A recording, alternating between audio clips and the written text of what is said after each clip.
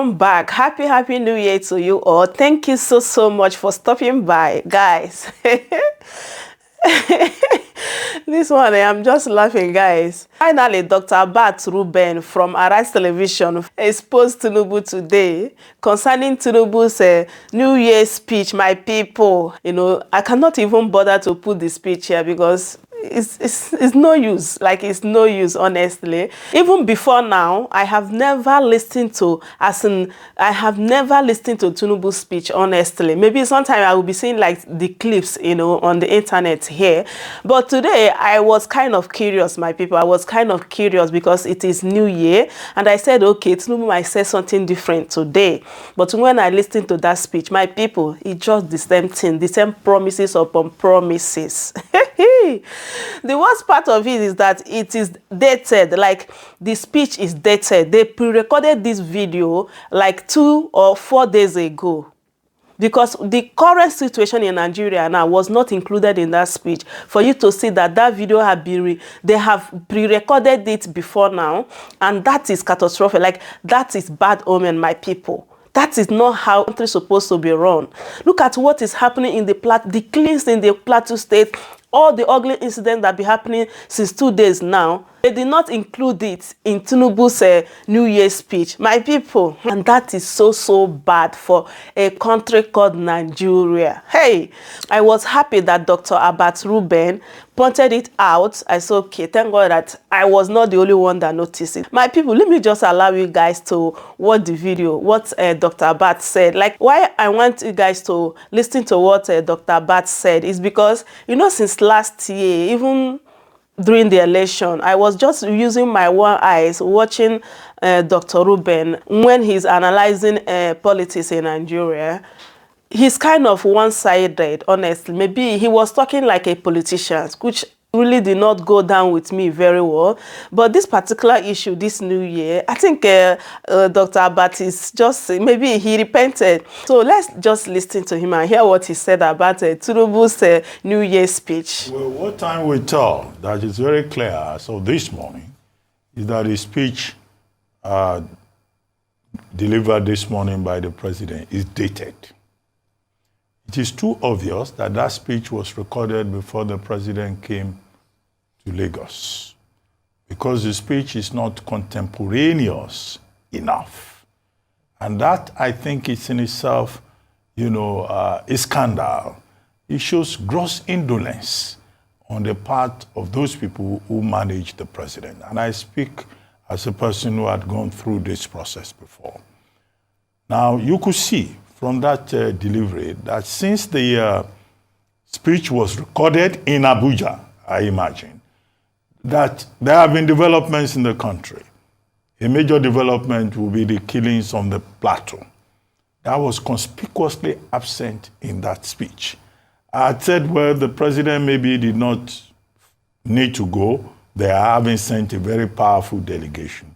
But to they speak to Nigerians on New Year Day and not reflect his awareness and understanding of the killings on the plateau, and considering the fact that only yesterday 5 more persons were murdered in Boko's local government area, just shows and confirms how dated that speech is.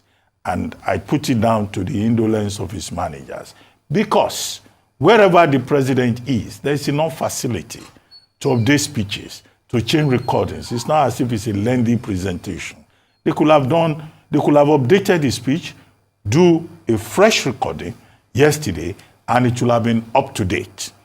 The other major omission is that on Saturday, the National Assembly of Nigeria passed the 2024 appropriation bill, although there are many problems with that, as analysts have pointed out. Specifically, Dr. Dele Shubowale, saying that that budget is dead on arrival, and that the only indications that you could pick out of it as a professional economist is scarcity, uncertainty, and chaos, and that 2024 will be a more difficult year for Nigerians. But the president could have piggybacked on the details of what the Senate did and also addressed that, because that's also something very fresh. But there was no reference to that in that speech. Now, to the details. The president said we voted for him because he promised us renewed hope and that he's working hard at it and is committed to delivering on that. And he said a number of things that are important to him. Food scarcity, to address food scarcity, to address electricity supply, to address the refineries. Would the refineries work? There's no certainty in that regard. And maybe that's the uncertainty that Dele Shobowale is talking about. Now he's talking about food supply. What is the guarantee that you can have food supply if there is still insecurity in the country? The president says in that speech, in fact, that security in the country has improved.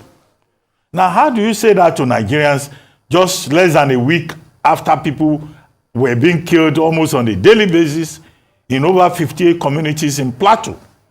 How does that provide a justification for the claim that you make? He said electricity supply. At a time when power generation, power supply, power distribution in Nigeria is in the dark alley of 4,000 megawatts for over 200 million people. So how is that improvement in power supply? The president also talked about his commitment to attracting foreign investment, FDI, at a time within the same week that the National Bureau of Statistics announced to us that capital importation to the country has fallen, and that 27 states of the Federation attracted zero importation of capital. And at a time where we've been told that companies are leaving Nigeria, P&G has left, Jumia may follow, ShopRite is following, other companies like that are leaving Nigeria in droves. Is this contradiction not clear to the president and the drafters of his message on New Year Day? However, he admitted that there is a lot of hardship in the country as a result of foreign exchange crisis and the removal of fuel subsidy. But the economists argue that fuel subsidy, in fact, has not been removed. That fuel subsidy, in fact, is returning. And that if care is not taken in 2024, fuel subsidy will return in full force. Now, the president then puts the responsibility on all of us. He said in that piece that we are joint heirs of the Commonwealth and we also have a responsibility.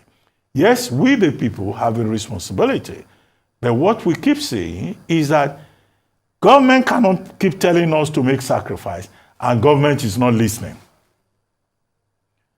The conspicuous consumption that was demonstrated by way of the president going to the mosque to go and pray on Friday in Lagos, and he had a convoy that looked like he was going to war. Nobody goes to the mosque to go and wage war. They go there to pray to God, to seek the face of God. I mean, I've been part of a presidential convoys at home and abroad when I served in government. The convoy that I saw on that Friday just to go to mosque, I think that was unprecedented. And Lagos being the major political base of the president, you ask the question, what is he afraid of? So when it comes to us on New Year Day, and he says, we the people must make sacrifice because the country belongs to all of us. Well, our leaders showing that this country belongs to all of us, and they themselves are ready to make the necessary sacrifice. The other point that I find disturbing in the president's New Year message, and I hope they won't do it again, by paying attention to necessary details, is that it is full of, again, promises. 7 months after, it is promises. We will step up our plan. We will do this. We hope to do this. We hope to do that. I thought that the standard practice is the imitative declaration of achievements within 100 days. In that whole speech, on New Year Day, 7 months after, I think it's quite disturbing that the president could not point to concrete achievements of what his administration has been able to do. The only thing he pointed out, he said neither here nor there. He said we had a successful transition in 2023. Well, he can say that because he's the main beneficiary. I don't think that those who lost out in that process would be saying the same thing. And he says he will fight every obstacle in the way of business commitment. Okay, which obstacles is he going to fight, really? Is it the foreign exchange crisis? Is it the devaluation of the naira? Is it the lack of confidence and trust on the part of the Nigerian people? Is it the creeping pandemic of empty pockets that Nigerians are groaning under? The fact that they couldn't even have access ahead of the festive period to their money trapped in the banks. With banks in Nigeria now, I've never heard it, that banks will say they don't have money. But in Nigeria, this is the reality. Even the banks don't have money. Even the money that you have kept in the banks, they say they don't have it. So clearly, 2024 appears like it will be a very challenging year. I think we should leave the destination of promises upon promises. Nigerians want concrete action. And one missing element in that New Year message by the president is that there was no concrete policy element. We will do this. We will do this. You know, this is what we have planned to do. Or New Year Day, this is a policy we have adopted to give us a sense of direction. We are still at the same point where we were 7 months ago. Promises, renewed hope.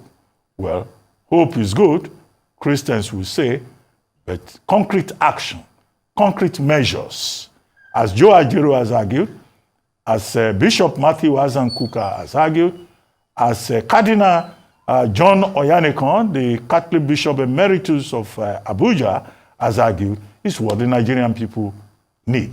And that's what they look forward to in 2024, Mr. President. Common New Year's speech, Tinubu cannot do it live. They need to pre-record it before bringing it to us. My people, I just love how Dr. Bats hit the nail on the head. Like, Tinubu have been promising you guys since he entered office. I think we need actions. We need the results. All these promises upon promises. While citizens, they are suffering. People are dying. A lot of ugly things are happening in Nigeria. Even New Year's speech, Tinubu cannot address the current happening in Nigeria.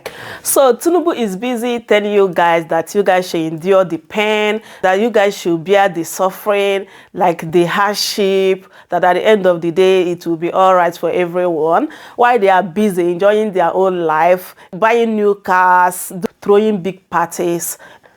Oh God, my people, we are in a very long thing in this country, honestly. I don't know how God is going to deliver us. We all are in need. I don't know how we are going to solve this problem, the things that are happening. Even according to what we are hearing, they said that 2024 is going to be harder.